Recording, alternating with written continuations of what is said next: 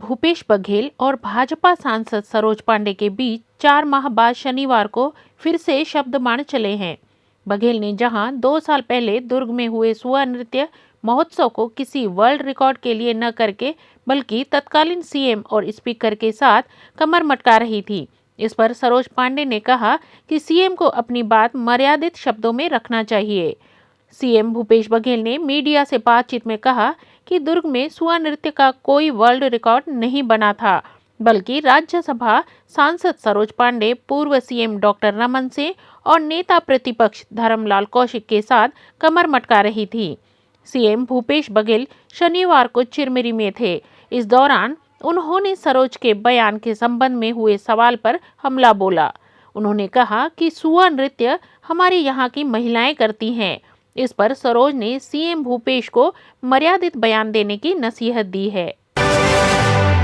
छत्तीसगढ़ प्रभारी डी पुरंदेश्वरी के दूसरे दौरे से पहले भाजपा कोर ग्रुप ने 3 साल की योजनाओं और कार्यक्रमों का खाका तैयार किया है।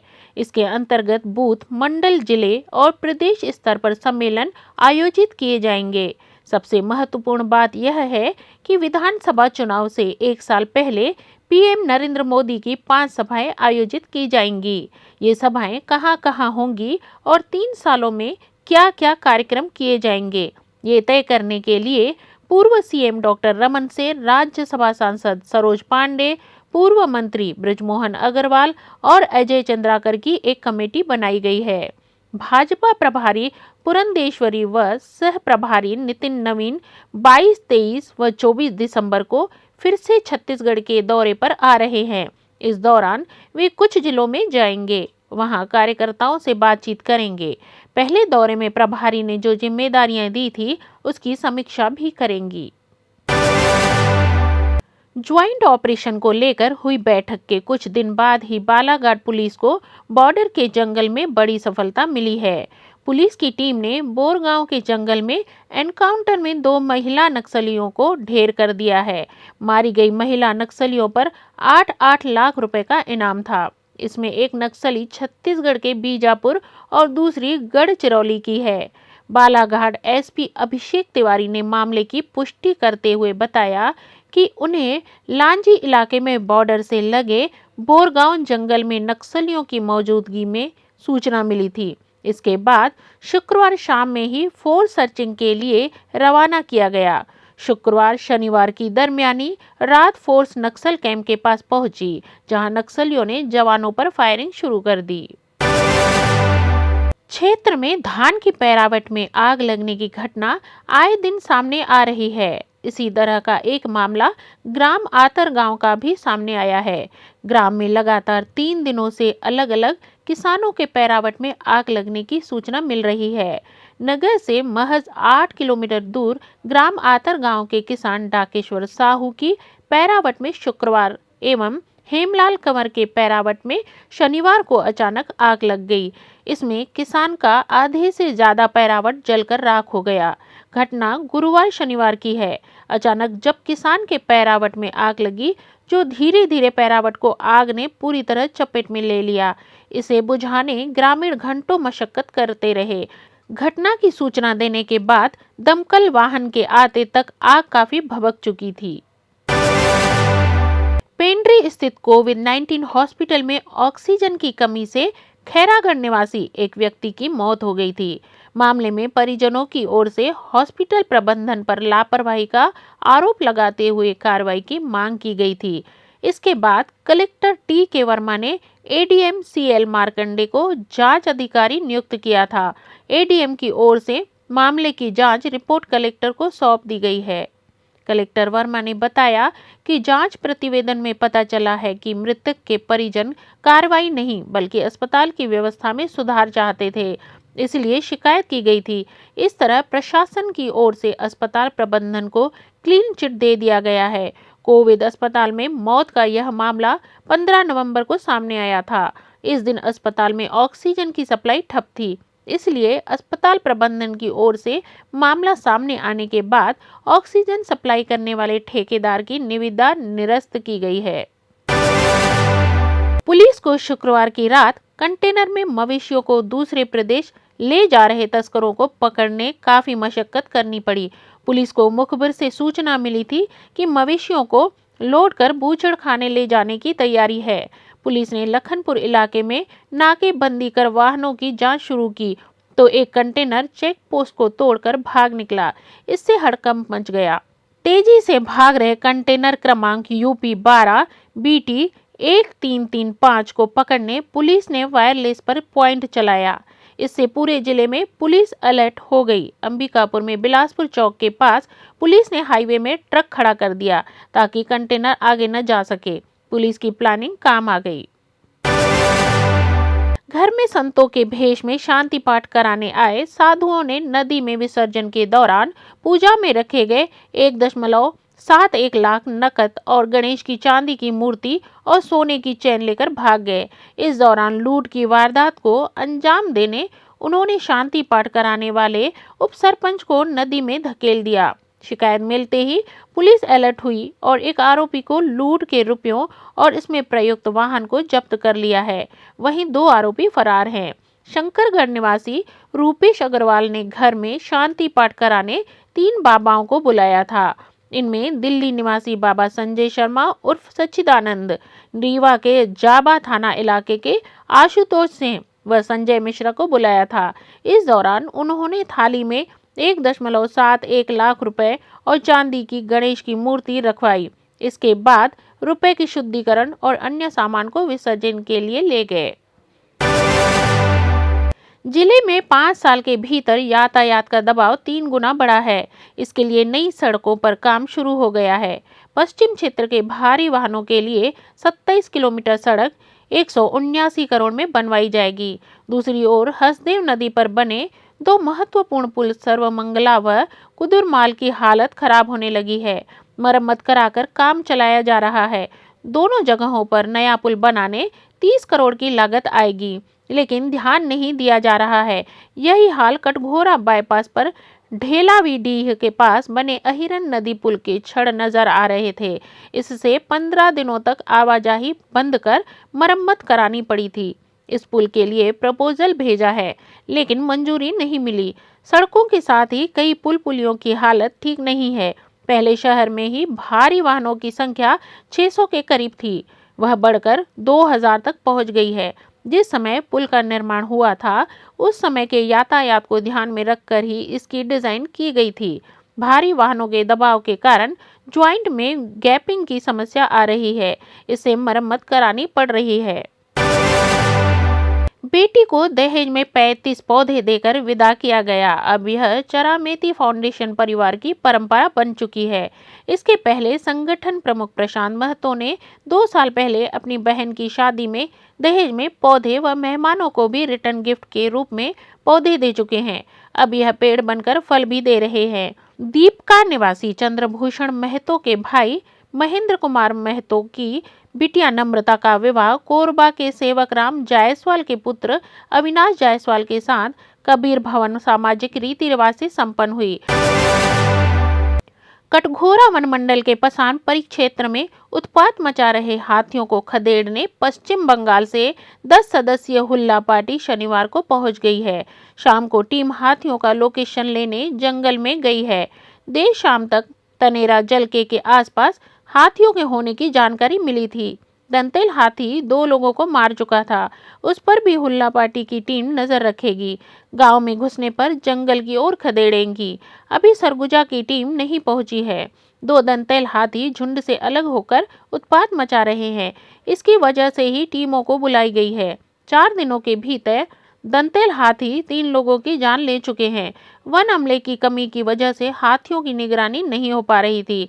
वन अमला भी हाथी प्रभावित गांव में मुनादी ही करा पा रहा था, लेकिन गांव में घुसने से रोकने में नाकामयाब था। इसी वजह से ही हुल्ला पार्टी को बुलाया गया है। हाथियों को खदेड़ने में हुल्ला पार्टी माहिर होते हैं।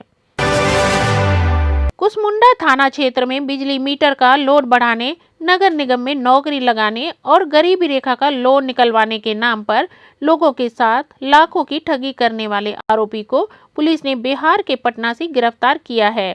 आरोपी बीते 2.5 साल से फरार था। पुलिस से बचने के लिए पता ठिकाना बदल रहा था। पानी टंकी बांकी मोगरा निवासी 41 वर्षीय परवेज आलम पिता खुर्शीद अंसारी मूलतः अरविल जिला बिहार का रहने वाला है। यहाँ रहते हुए उसने कई लोगों को ठगी के जाल में फंसाया और उनको लाखों की चपत लगाई।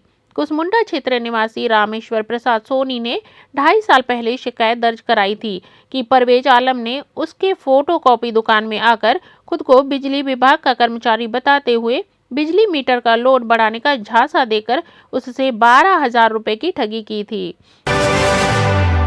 जानलेवा नेशनल हाईवे 130C पर अब तक काम शुरू नहीं हुआ, जबकि मरम्मत के लिए 2 माह पहले से केंद्र 75 लाख स्वीकृत हो चुके हैं। अभनपुर से देवभोग 195 किलोमीटर के नेशनल हाईवे 130C पर 14 किलोमीटर की दूरी को छोड़कर बाकी सड़क की मरम्मत करने केंद्र से 75 लाख को स्वीकृति सितंबर में मिल चुकी है। हालांकि ये राशि भी ऊंट के मुंह में जीरे के समान है। 1 नवंबर को धमतरी के महामाया कंस्ट्रक्शंस के साथ मरम्मत के लिए अनुबंध हुआ, पर ठेकेदार ने जिन इलाकों में जरूरत नहीं थी ऐसे पोर्ट से सरकड़ा 15 किलोमीटर तक मरम्मत कर चुप्पी साध ली। करीब 17 साल बाद नक्सल राजधानी कहे जाने वाले जगरगुंडा क्षेत्र के कामरगुड़ा में सुकमा दंतेवाड़ा जिले के अधिकारियों ने ग्रामीणों के बीच पहुंचकर जन चौपाल लगाई। सुकमा कलेक्टर विनीत नंदनवार और दंतेवाड़ा कलेक्टर दीपक सोनी ने जमीन पर बैठकर ग्रामीणों से उनकी समस्याएं पूछी। ग्रामीणों ने दोनों कलेक्टरों को बताया उन्हें पीडीएस का राशन 3 महीने में एक बार मिलता है। नारायणपुर जिला मुख्यालय से महज 7 किलोमीटर दूर कुरुशनार इलाके के कोसा सेंटर की पहाड़ी के निकट नक्सलियों ने शनिवार को एक आईईडी विस्फोट कर दिया है। इस विस्फोट की चपेट में आने से आईटीबीपी का एक जवान गंभीर रूप से घायल हो गया है। अफसरों के अनुसार सुरक्षा बल के जवान कुरुशनार क्षेत्र में सड़क सुरक्षा के लिए निकले हुए थे। इस बीच जैसे ही जवान पहाड़ियों के पास पहुंचे वैसे ही एक विस्फोट हो गया। इस विस्फोट की चपेट में आईटीबीपी के 53वीं बटालियन के डीकोय कंपनी का जवान कुंवरलाल चपेट में आ गया। घटना में जवान के पेट और पैरों में गंभीर चोटें आई हैं। जवान को गंभीर अवस्था में इलाज के लिए रायपुर के हॉस्पिटल भेजा गया है। अफसरों के अनुसार नक्सलियों ने यहां जवानों को निशाना बनाने के लिए पहले से ही आईईडी प्लान कर दिया था। अफसरों को शंका है कि घटना के दौरान मौके पर नक्सली भी मौजूद थे और विस्फोट होने के बाद वे भाग खड़े हुए। धान खरीदी में घोटाले में रहने वाला परलकोट इलाका एक बार सुक्ति के नाम पर हेराफेरी करने के लिए चर्चा में आ गया है। पिछले सत्र में हुई खरीदी में पखांजूर लैंप्स के 4 खरीदी केंद्र में 2264 क्विंटल धान की कमी पाई गई, जिसमें 56 लाख रुपए की वसूली के लिए तत्कालीन लैंप्स प्रबंधक को नोटिस जारी की गई है। रकम 7 दिन के अंदर जमा करने की मोहलत दी गई है। रकम जमा नहीं करने पर कानूनी कार्रवाई की जाएगी। पिछले सत्र 2019 और 20 में पखांजूर लैंप्स में समर्थन मूल्य पर धान खरीदी कर उसका परिधान किया गया था। इसमें पखांजूर लैंप्स के खरीदी केंद्र पीवी 22 तथा ऐशेबेड़ा खरीदी केंद्र में कुल 73,135 क्विंटल धान की खरीदी हुई थी, जिसमें उठाव के बाद 2263 धान शॉर्ट पाया गया था। शॉर्टेज पाए धान की कीमत 56,59,875 रुपए है। इसके अलावा प्रासंगिक व्यय, सुरक्षा व्यय, हमाली के आदि के नाम पर प्रति क्विंटल 12,000 के मान से 2263.95 क्विंटल शॉर्टेज धान पर किया गया है। कांग्रेस ने शनिवार को केंद्र सरकार पर निशाना साधते हुए कहा कि किसानों को सब्ज बाग वाले भाषण नहीं बल्कि जनहितैषी शासन चाहिए। पार्टी ने सरकार से अनुरोध किया कि वह भीषण ठंड और बरसात में जायज मांगों के लिए धरने पर बैठें, अन्नदाताओं से माफी मांगे और उनकी मांगे तत्काल स्वीकार करें। कांग्रेस के मुख्य प्रवक्ता रणदीप सुरजेवाला ने प्रधानमंत्री नरेंद्र मोदी पर निशाना साधते हुए ट्वीट किया कि पूरा देश आपके सब्ज बाग रूपी लॉलीपॉप से तंग आ चुका है। किसानों को लच्छेदार भाषण नहीं, जनहितैषी शासन चाहिए और देश के लोगों को सस्ता राशन चाहिए। उन्होंने एक मीडिया रिपोर्ट भी टैग की, जिसके मुताबिक नए कृषि कानूनों के खिलाफ पिछले 17 दिनों से आंदोलन के दौरान 11 किसानों की मौत हो चुकी है। किसान संगठनों का शनिवार को टोल फ्री का आह्वान कहीं सांकेतिक प्रदर्शन के दौरान पर नजर आया तो कुछ स्थानों पर किसानों ने टोल फ्री करा लिए। हालांकि किसान संगठनों के आंदोलनों को देखते हुए शनिवार को भी वाहनों की संख्या कम ही रही। किसानों को आह्वान को देखते हुए पुलिस ने पुख्ता प्रबंध किए थे और सभी टोल नाकों पर पुलिस बल तैनात किया गया। अंबाला में शंभू टोल प्लाजा के कर्मचारियों ने बताया कि हमें शुक्रवार और शनिवार की रात 12 बजे से टोल फ्री करने के आदेश दिए गए थे। जब तक नया आदेश नहीं मिलता तब तक वाहन चालकों से टोल टैक्स नहीं लिया जाएगा। दूसरी तरफ किसान संगठनों का दावा है कि उन्होंने सोनीपत में कुंडली पलवल मानेसर एक्सप्रेसवे के टोल नाके को 3 घंटे के लिए और पलवल में तुमसरा टोल नाके को करीब 1 घंटे तक टोल मुक्त रखा। सोनीपत में जीटी रोड के भिगान टोल नाका भी फ्री चलता रहा। अगर आप साल के आखिरी महीने में 125 सीसी इंजन वाली एक नई बाइक खरीदने की सोच रहे हैं तो हमारी यह खबर आपके बड़े काम आ सकती है। आज हम आपके लिए 125 सीसी सेगमेंट में 3 एसी बाइक्स लेकर आए हैं जिनमें स्टाइलिश लुक के साथ दमदार परफॉर्मेंस मिलता है। इन बाइक्स में बजाज पल्सर 125 स्प्लिट सीट से लेकर KTM 125 डक और बजाज पल्सर 125 नियॉन तक शामिल है। आज हम आपको इन बाइक्स के परफॉर्मेंस और कीमतों के बारे में बताने जा रहे हैं। इसके बाद आप खुद तय कर सकेंगे कि इनमें से कौन सी बाइक आपके लिए सबसे बेहतर रहेगी। बॉलीवुड एक्टर टाइगर श्रॉफ के करियर का ग्राफ काफी तेजी से ऊपर जा रहा है। वह अपनी फिल्मों में धमाकेदार एक्शन करने के लिए जाने जाते हैं। टाइगर वर्क फ्रंट पर एक्टिव रहने के अलावा सोशल मीडिया पर भी काफी सक्रिय रहते हैं।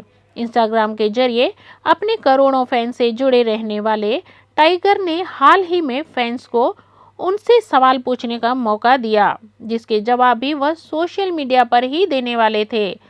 सवाल जवाबों के इस दौर में टाइगर की एक फैन ने उन्हें यूके से मैसेज किया। टाइगर श्रॉफ की इस फैन ने दरअसल सवाल पूछने की बजाय उनके सामने शादी का प्रस्ताव ही रख दिया।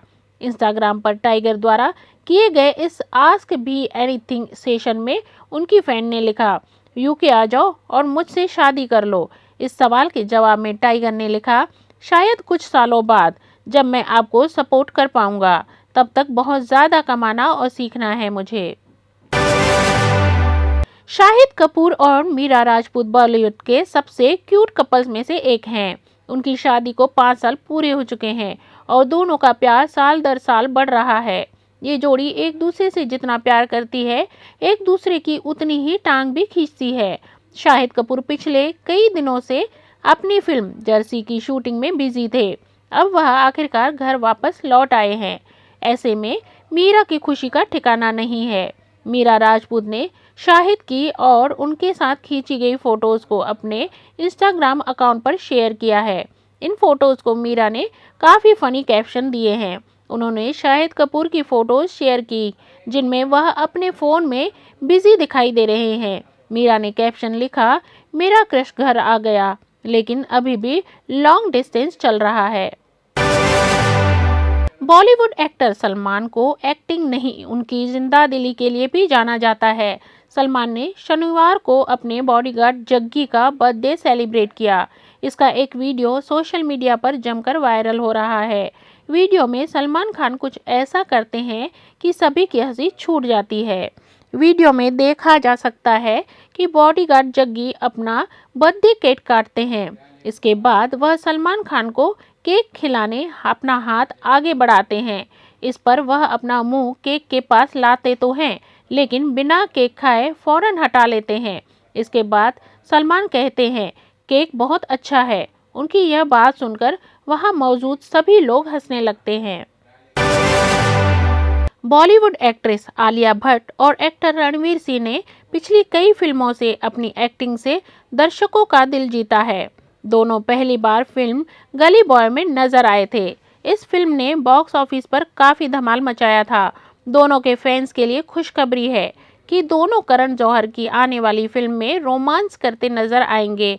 रणवीर सिंह अपनी कई फिल्मों में काम कर रहे हैं, लेकिन अब एक और फिल्म उनकी झोली में आ गई है।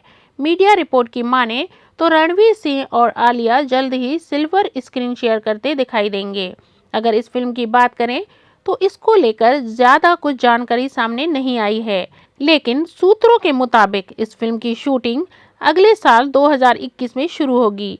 वहीं इस फिल्म की शूटिंग शुरू होने से पहले 25 दिन की वर्कशॉप की जाएगी, जिसमें आलिया भट्ट और रणवीर सिंह इस वर्कशॉप का हिस्सा होंगे। आलिया के वर्क फ्रंट की बात करें तो इन दिनों आलिया भट्ट संजय लीला भंसाली की फिल्म गंगूबाई कातियावड़ी की शूटिंग में बिजी चल रही है। इस फिल्म की शूटिंग खत्म होने के बाद आलिया करण जौहर की फिल्म की शूटिंग शुरू करेंगे।